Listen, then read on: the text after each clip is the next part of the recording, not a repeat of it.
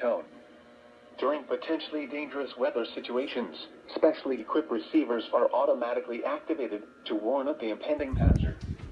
Tests of these receivers by this system are normally conducted by the National Weather Service every Wednesday between 11 a.m. and noon. When there is the threat of or existing severe weather in the area on Wednesday, the test is postponed until the next available good weather day.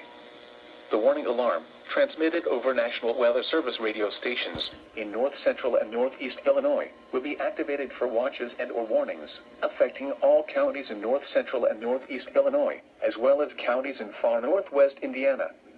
Reception of this broadcast and the alarm tone will vary at any given location.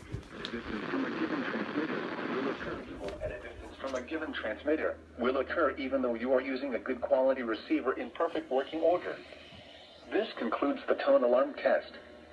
We will now return to our regular program.